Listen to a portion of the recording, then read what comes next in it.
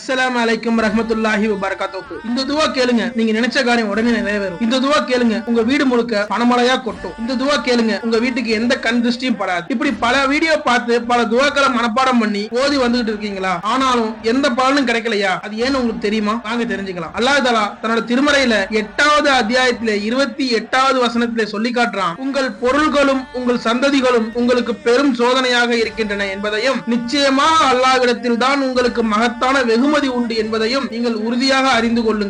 அல்லாஹ் தஆலா தெளிவாவே சொல்றான், செல்வமும் சந்ததிகளும் தான் உங்களுக்கு சோதனை என்று. இந்த இடத்துல அல்லாஹ் தஆலா ஒரு மனிதனுக்கு தான் செல்வத்தை கொடுத்தும் சோதிப்பேன், செல்வத்தை ஒருத்தர்கிட்ட இருந்து பறிச்சும் சோதிப்பேன், என் நிலை வந்தாலும் என் அடியான் என் பக்கம் திரும்புகிறானா அப்படிங்கிறத நான் எதிர்பார்க்கிறேன்னு சொல்றோம். அதே மாதிரி ஒருத்தருக்கு நான் சந்ததியை கொடுத்தும் சோதிப்பேன், ஒருத்தருக்கு நான் சந்ததியை கொடுக்காமலும் சோதிப்பேன். சந்ததி வழங்கப்பட்டவர் அவரது சந்ததியை மார்க்கப்பட்டுள்ள பிள்ளைகளாக வளர்க்கிறார்களா இல்லையா என்றும், சந்ததி வழங்கப்படாதவர் பொறுமையுடன் தன்னிடம் துவா கேட்கிறார்களா என்றும் சோதிப்பேன் அப்படின்னு கூறுறான். இறைவனோட சோதனையே அவனின் பக்கம் திருப்புதலின் மூலம் தான் சந்திக்க வேண்டுமே தவிர முட்டாள்தனங்களினால் அல்ல. இந்த இடத்துல எல்லாருக்கும் ஒரு கேள்வி வரும், நாங்க அல்லாஹ் கிட்ட தானே கேட்கிறோம், இதுல என்ன தப்பு இருக்குன்னு கேட்கலாம். வெறும் துவா மட்டுமே நம்முடைய தேவைகளை பூர்த்தி செஞ்சிடும் நினைக்கிறது மிகப்பெரிய முட்டாள்தனம் தான். நம்முடைய தேவைகளை அல்லாஹ் தஆலா கிட்ட கேட்கணும்னா முதல்ல நாம அல்லாஹ் கிட்ட நெருங்கணும். அப்படி நெருங்கணும்னா நாம அவனுக்கு வேலை செய்யணும். என்ன வேலை செய்யணும்னு யோசிக்கிறீங்களா? ஒரு இடத்துல வேலைக்கு போறோம், அவங்க கிட்ட ஒரு சம்பளம் பேசுறோம், அவங்களும் அதுக்கு சரின்னு ஒத்துக்கிறாங்க. அந்த முதலாளி சம்பளத்தை எப்படி கொடுப்பாரு? நீங்க கேட்கிற சம்பளத்தை கேட்ட உடனே கையில கொடுத்துருவாங்களா? அதுக்காக நாம என்ன பண்ணணும்? அவங்களுக்கு அவர் சொல்ற வேலையை பார்த்து கொடுக்கணும். அப்பதான் அந்த முதலாளி கேட்ட சம்பளத்தை கொடுப்பாரு.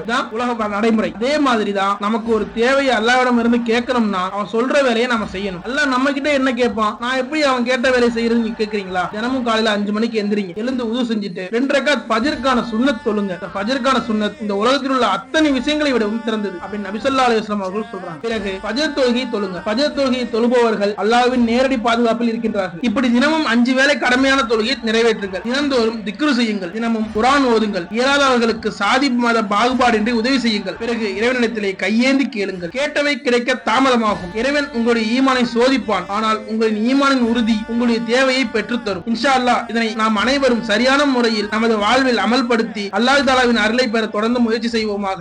ஆமீன். அஸ்ஸலாமு அலைக்கும் வரஹ்மத்துல்லாஹி வபரகாத்துஹு.